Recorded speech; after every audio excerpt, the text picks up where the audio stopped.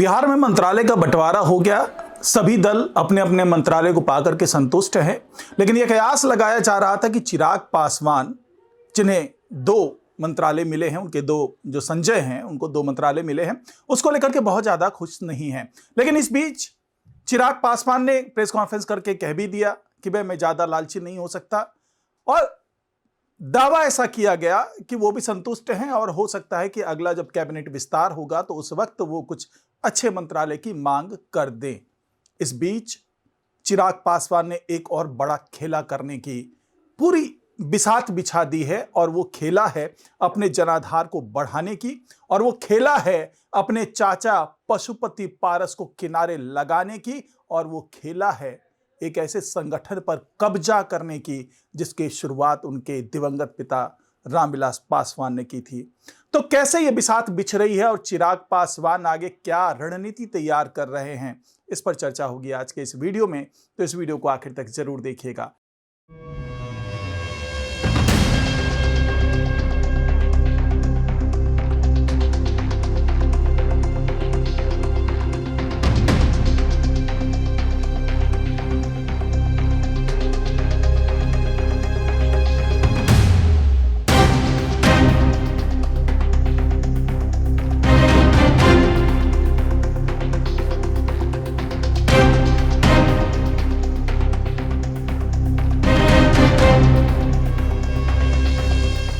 नमस्कार, मैं हूं डॉक्टर सुरजीत सिंह और आप देख रहे हैं वाईबीएन बिहार झारखंड। अगर आपने अभी तक इसे सब्सक्राइब नहीं किया है तो सब्सक्राइब कर लीजिए, और अगर आपको ये वीडियो अच्छा लगे तो इसको लाइक कीजिए, शेयर कीजिए और कमेंट जरूर कीजिए। चिराग पासवान एक मंजे हुए खिलाड़ी की तरह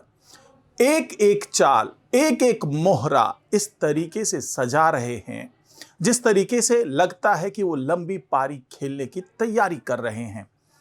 और यह कयास लगाया जा रहा था कि उनको जो मंत्रालय मिला है, उनकी पार्टी एलजेपीआर को जो मंत्रालय मिला है, दोनों संजय को जो मंत्रालय मिला है, गन्ना उद्योग और पीएचईडी वाला विभाग मिला है, उससे वो बहुत ज्यादा प्रभावित नहीं हैं। लेकिन बाद में ये समझ में आया कि उनका समीकरण कुछ और है। उनके पास खुद जो केंद्र सरकार में मंत्रालय, खाद्य प्रसंस्करण मंत्रालय उनके पास है, और उसी तरीके से नीचे गन्ना उद्योग मंत्रालय उनको बिहार में दिया गया है उनके पार्टी को। तो ऐसे में दोनों की कनेक्टिविटी समझ में आ रही है, और ये भी दावा किया जा रहा है कि बहुत सोच समझ के चिराग पासवान ने, जब उनको मंत्रालय के लिए पूछा गया तो बहुत सोच समझ के उन्होंने गन्ना उद्योग का विभाग अपने जो पार्टी है उसको लेने दिया। क्योंकि अब यहाँ पे इथेनॉल की भी बात होती है, और इथेनॉल के सहारे बड़े उद्योग लाने की बात होती है। पिछले सरकार में शाहनवाज हुसैन ने इसमें बहुत काम किया था, और वैसा ही कुछ करने की सोच रहे हैं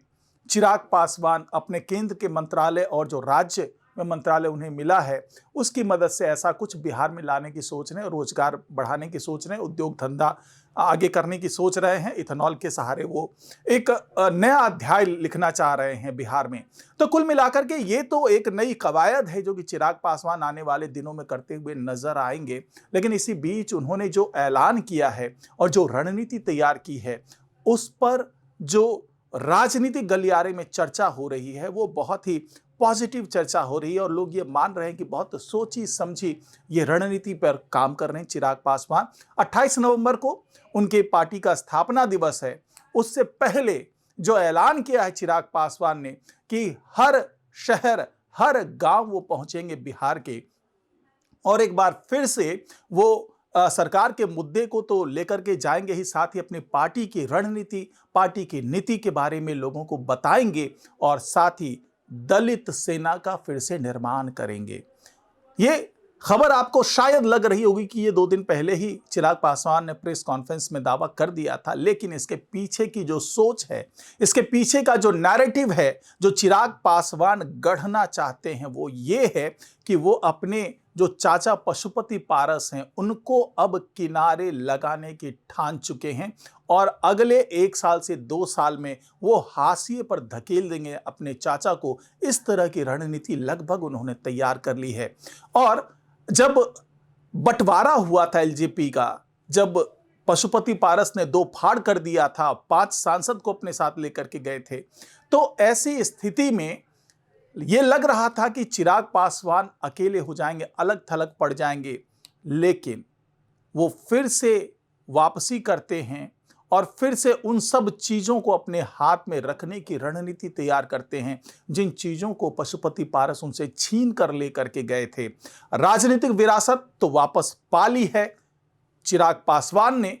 लेकिन एक बड़ा जो दलित सेना है जिसका जो गठन है वो दिवंगत रामविलास पासवान ने किया था, उसको भी हड़पने का आरोप पशुपति पारस पर लगा था। ये गैर राजनीतिक संगठन है, लेकिन ये एलजेपी के वोट बैंक को तैयार करने में बड़ी जबरदस्त भूमिका निभाएगा। पहले भी निभाने का इन पे ये था कि दलित सेना मिलकर के जो जनाधार है उसको बनाने का काम करती रही है, लेकिन पशुपति पारस के हाथ में जाने के बाद से यह बहुत ज्यादा एक्टिव मोड में नजर नहीं आई। अब जिस तरीके से पशुपति पारस हाशिए पर जा चुके हैं और चिराग पासवान का वर्चस्व जिस तरीके से बढ़ा है और एलजेपीआर के एकमात्र नेता वो बने हैं, उससे अब लग रहा है कि जो रामविलास पासवान का जो जनाधार था, जो वोट बैंक था, जो कोर वोटर थे, अब वापस चिराग पासवान की तरफ लौटने लगे हैं। और इसी कवायद के तहत अब चिराग पासवान दलित सेना को भी जो अपने चाचा है पशुपति पारस उससे छीनने की तैयारी कर चुके हैं और जल्दी ही इसका गठन किया जाएगा और इसके लिए अरुण भारती को पूरी जिम्मेदारी दी गई है। यह कोई छोटी पहल नहीं है, बल्कि जिस तरीके से यह दावा किया जाता है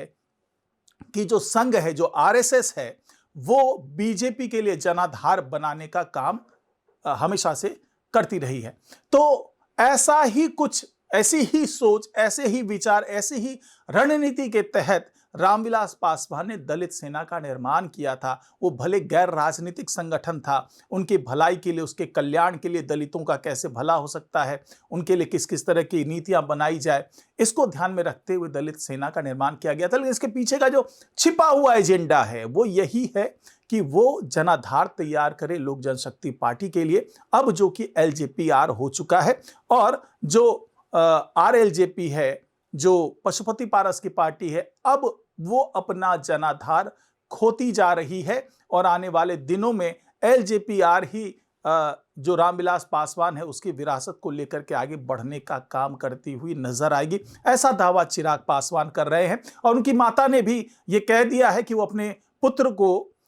चीफ मिनिस्टर के तौर पर देखना चाहते हैं, मुख्यमंत्री के तौर पर देखना चाहती हैं, लेकिन उसके लिए वो इंतजार करेंगे और 2030 में वो उम्मीद जता रही हैं कि उनका बेटा जो चिराग पासवान है वो मुख्यमंत्री बन करके उनका नाम रोशन करे, अपने पिता की विरासत को आगे बढ़ाए। लेकिन इस बीच में चिराग पासवान ने दो संकेत दिए। एक तो दलित सेना का पुनर्गठन करने की बात की और दूसरा वो इस कोशिश में भी हैं कि अगर गिले शिकवे भूल करके